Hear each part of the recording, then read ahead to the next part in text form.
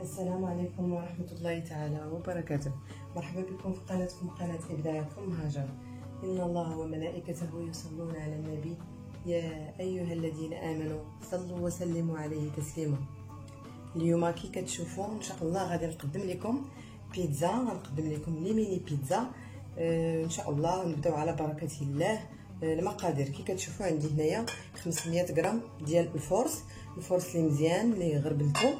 عندي هنايا 2 معالق كبار ديال زيت الزيتون، عندي معلقه كبيره ديال الخميره الفوريه، عندي معلقه صغيره ديال الزعتر اللي متوفر، اللي متوفرش ماشي مشكل، معلقه صغيره ديال الملح، معلقه صغيره ديال السكر سنيده. وكي كتشوفوا الماء يكون دافئ وما يكونش بارد وما يكونش سخون.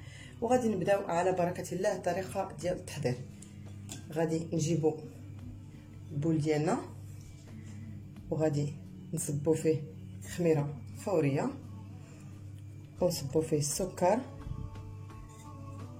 وغادي نضيفوا واحد كميه لا باس بها من الماء، تقريبا كاس كبير ديال الماء.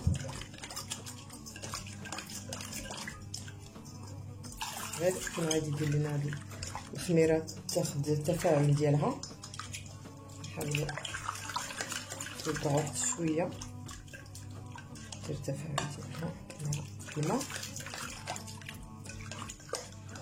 ودابا هاد الخميره غادي نغطي هاد البول ديالنا بالسلوفان، وغادي نخليه واحد ربع ساعه بالسلوفان.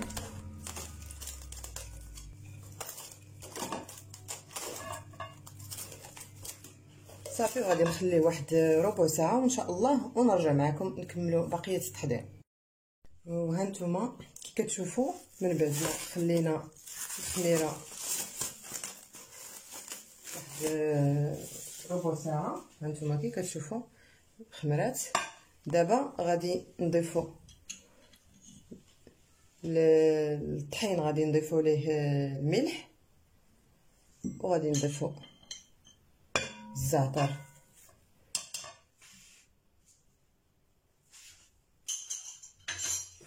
وغادي دابا نبداو نضيفوا زيت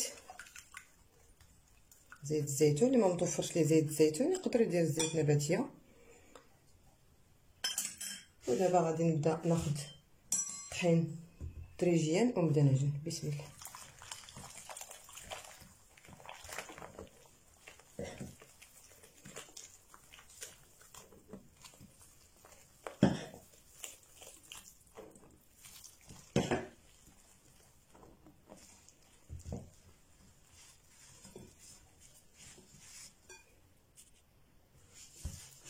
نضيفوا الكميه اللي عندنا ديال الطحين كلها، ونبداو دابا نعجنوا ونضيفوا الماء شويه بشويه حتى نحصلوا على عجينه تكون خفيفه بحال الشكل ديال الخبز، تكون شويه خفيفه عليها.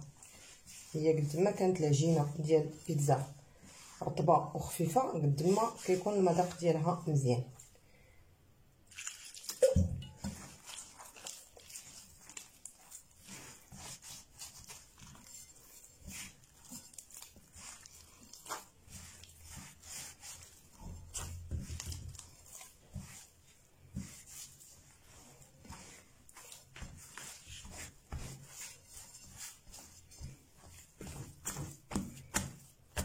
وغنحطها دابا على سطح العمل باش ندلكها شويه. غادي نحط العجين ديالي على سطح العمل وغنحاول نبدا ندلك.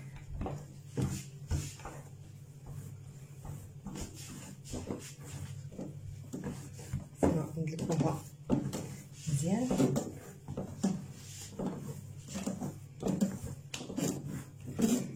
كما كتشوفوا حاولوا انكم تدلكوها مزيان وتكون خفيفه. كي كتشوفوا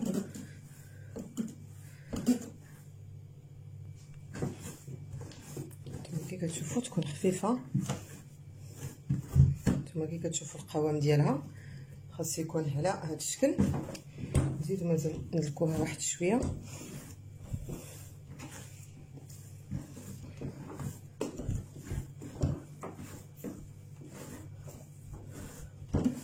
صافي هذا هو القوام ديال العجين ديالنا على هذا الشكل. كي كتشوفوا رطبه تكون باقا كتلصق شويه وغادي نقطعوها. ودابا غادي نشدو العجينه ديالنا وغادي نحاولوا نبداو نديروا لها نشكلوا على هذا الشكل مثل الاصابع. نشكلوا على هذا الشكل ونبداو نقطعوا قطع صغيره باش نشكلوهم كويرات على حسب شحال الحجم اللي بغيناهم يكونوا به. هانتوما كي كتشوفوا نشكلوهم على هذا الشكل كريات.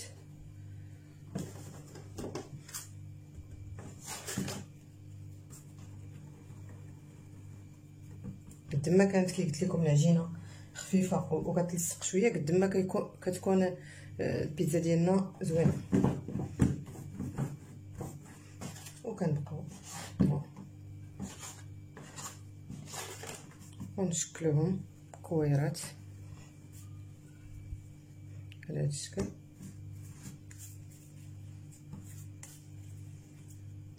كي كتشوفوا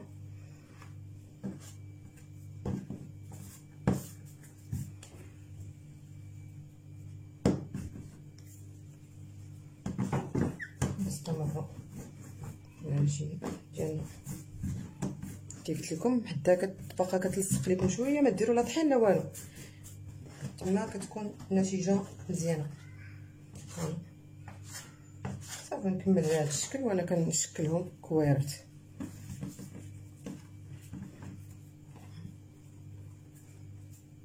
نشكلهم على شكل كويرات.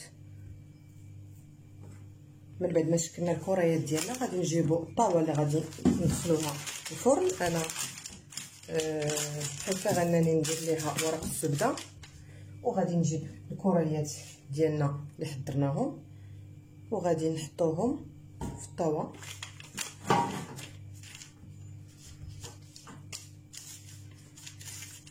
نحطوهم على هذا الشكل. نخلي واحد ليسباس حيتاش اللي غادي طيب غادي نديروها بالكاس، اللي غادي تخمر يا ربي غادي نديروها بالكاس. غادي نخليكم معايا حتى ندير جميع الكريات. هانتوما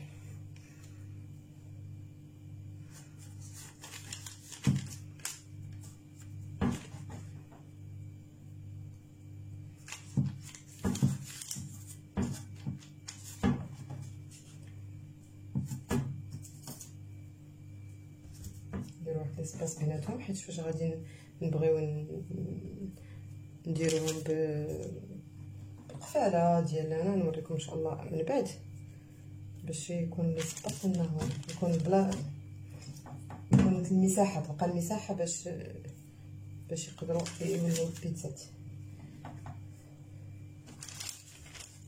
هانتوما ودابا غادي نخليوهم يخمروا. هانتوما كتشوفوا غادي نغطيهم ونخليهم يخمروا واحد المده ديال نخليهم يخمروا واحد المده ديال ساعتين حتى 3 سوايع، وان شاء الله نرجع معكم ونوريكم المراحل الباقيه.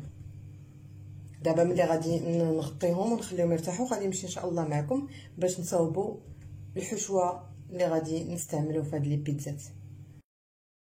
وهانتوما اخواتي كي كتشوفوا هذه هي الحشوه اللي غادي ان شاء الله في البيتزا. كي كتشوفوا معايا عندي هنايا حبه ديال الكورجيت، عندي هنايا حبه ديال الباذنجان اللي قطعتهم قطع صغيره كي كتشوفوا، وحتى الكورجيت قطعتها قطع حتى هي صغيره بزاف. عندي حبه من البصل، حبه من الفلفل الاصفر، فلفل اصفر، فلفل احمر، فلفل اخضر كي كتشوفوا حتى هما درتهم في عندي واحد لا ماشين اللي قطعتهم قطع صغيره وانتم تقطعوهم بالموس. المهم قطع صغيره.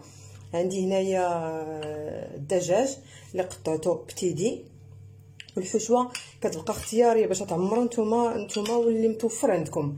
عندي هنايا صوص طوماط اللي سبق ليا وشاركتها معكم في القناه ديالي، غادي نخليها لكم ان شاء الله في صندوق الوصف. عندي الطون وعندي الزيتون الاخضر، وعندي الزيتون الاسود اللي غنقطعو حتى هو قطع صغيره، وعندي فرماج موتزاريلا. البيتزا كتجيب فرماج موتزاريلا، ولكن اللي ما متوفرش ليه ماشي مشكل يدير فرماج احمر ولا على حسب اللي متوفر. حنا كنمشيو على الناس اللي كاين اللي ما عندهمش يديروا الفرماج عادي. غادي من بعد ان شاء الله غنربيه. دابا غادي نمشيو باش نطيبوا هاد الخضار. ان شاء الله غادي نديرها فيجيتال، وغادي نديرها حتى سميتو باللحم. وهانتوما خليكم معايا. وهانتوما سخنا دابا لابلاك ديالنا، غادي نديرو فيه قليل من الزيت، وغادي نجيبو الخضار ديال الاولى.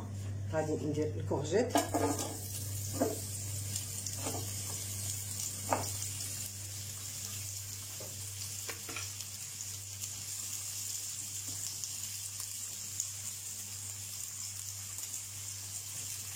قليل من الملح، قليل من الملح،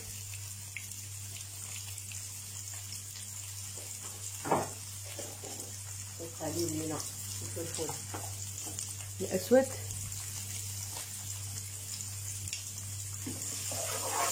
ونصوصو هاد الكورجيت القرع الاخضر.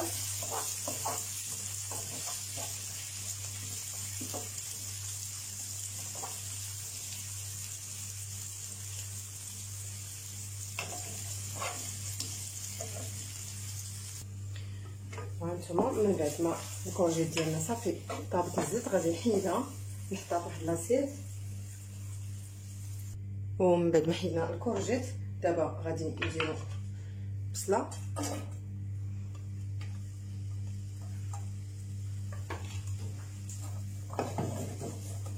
هي تشحر في هذاك الزيت اللي باقي ديال الكورجيت مع قليل من الملح. ما تكثروش الملح حيتاش الفرماج عرفتو الفرماج موتزاريلا كيكون مالح، غير شويه قبصه باش ما يجيش. ونفرو قبصه من الفلفل صافي، نخليوها حتى هي تشحر حتى طيب ونحيدوها حتى هي. وغادي نبقى مع الخضر كلها حتى نشحرها كلها بحال هكا، وان شاء الله ونتلاقاو. وهانتوما كي قلت لكم بقيت هكا كي كتشوفوا الدجاج حتى هو كنطيب فيه. ومن انا كنطيب وكان غادي اي خضار درت الا كندير ليه شويه الملحه وشويه ديال البزار. ودابا غادي ندير شويه ديال الزعتر. هانتوما كي كتشوفوا الزعتر كيعطي واحد النسمه زوينه لهاد الخضار. وغندير شويه ديال الزعتر للدجاج ديالنا اللي حتى هو كيتشحر. صافي نبقاو هكا حتى نساليو الخضره ديالنا كامله. وهانتوما ها هو ميني بيتزا ديالنا من بعد ما خمروا. هانتوما كي كتشوفوا على هذا الشكل غادي نجيبوا اللي متوفر عندكم، اللي عندها اللي بغات دير الكاس دير الكاس، اللي بغات انا جبت هاد القفاله كي كتشوفوا غندهنها بشويه ديال الزيت. هانتوما كي كتشوفوا باش ما تلصقش ليا. وغادي نضغط على البيتزا ديالنا كي كتشوفوا، غنضغط عليها على هذا الشكل وغادي نهز القفاله. هانتوما كي كتشوفوا كتجي على هذا الشكل. غادي ندهنها ثاني شويه، انا كندهنها بشويه زيت الزيتون. اللي ما عندكمش ديروا زيت عاديه غير باش ديك لاباط كيكون فيها واحد النسمه زوينه. وغادي نضغط ثاني على هذا الشكل وغادي نهز ثاني القفاله ديالي. هانتوما كي كتشوفوا الشكل ديالها كي كيجي. عاوتاني شويه ندهن وغادي نضغط. داكشي علاش قلت لكم ديروا الفرق بيناتهم باش ملي تضغطوا ما يلصقوش ببعضياتهم هكا. وغادي نستمر على هذا الشكل. هانتوما نضغط مزيان. كيجيو رائعين هاد البيتزات ميني بيتزا رائعه حتى في المذاق. لاباط ديالهم رطبه بزاف. وغادي نضغط ثاني. هانتوما كي كتشوفوا معايا واضح في الصوره. نضغط ثاني مزيان ونهز ثاني بهذا الشكل. هانتوما كي كتشوفوا. وغادي نستمر حتى نسالي ميني بيتزا. وانتم هذا هو الشكل ديالهم. دابا غادي نجيبو صوص الطوماط ديالنا، وغادي نجيبو الخضار والدجاج اللي صابت هانتوما كي كتشوفوا بعد ما شحرتهم كاملين. وعندي الثوم، وعندي الزيتون مقطع، زيتون اخضر واسود، وعندي الثوم، وعندي الفرomاج. ها الفرomاج حتى هو اللي غابيتو فرomاج موتزاريلا. ودابا غادي نمشي ناخذ صوص طوماط و ندير القليل منها فوق العجين ديالنا على هذا الشكل.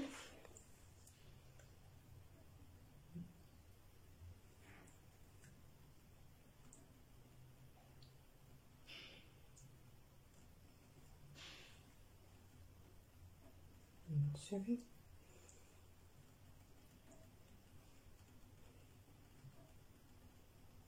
كنستمر كمل. ومن بعد ما درنا صوص طوماط دابا غادي نمشيو الخضار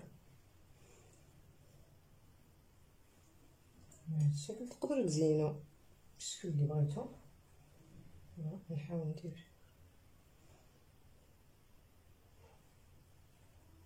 هذه اللي بالخضار، ما غاديش ندير لها اللحم راكم عرفتوا فيجيتاليان صافي. وغادي ندير لها زيتون اسود، وندير الفرماج من فوقها على هذا الشكل.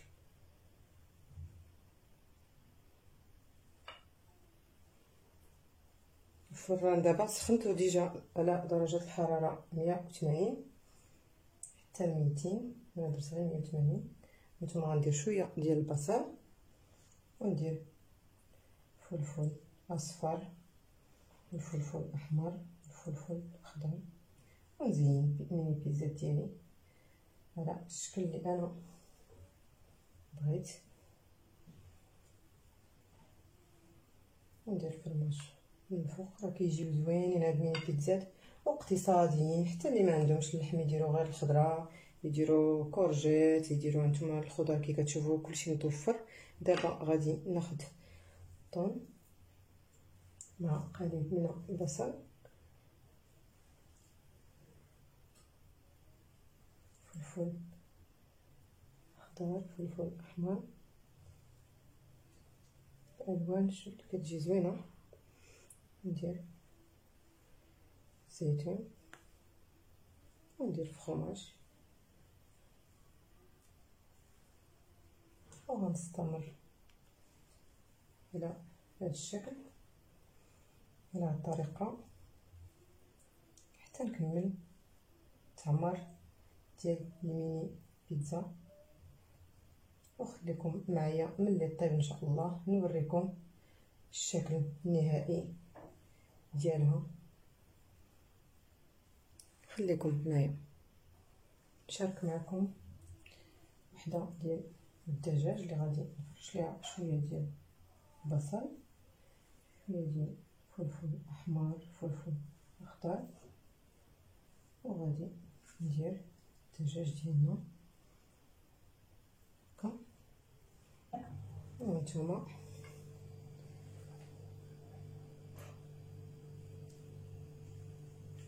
لي ميني بيتزا ديالنا نكمل لهم التمر وندخلهم الفران.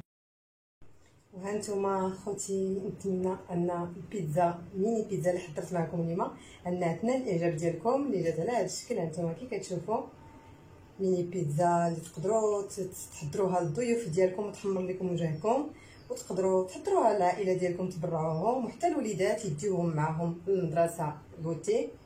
ما كاينش احسن من حاجه تصاوب في الدار وعلى يديكم. وانتم كي كتشوفوا كيجاو محمرين رطبين. غنشاركها معكم. انتم كي كتشوفوا كيرطبا، انتم كي كتشوفوا مع الفرماج جات رطبه لاباط هشيشه. نتمنى انكم تجربوها وتبارطاجيوها مع الحباب والصحاب. وخليت لكم الراحه. دمتم في رعايه الله وحفظه. السلام عليكم.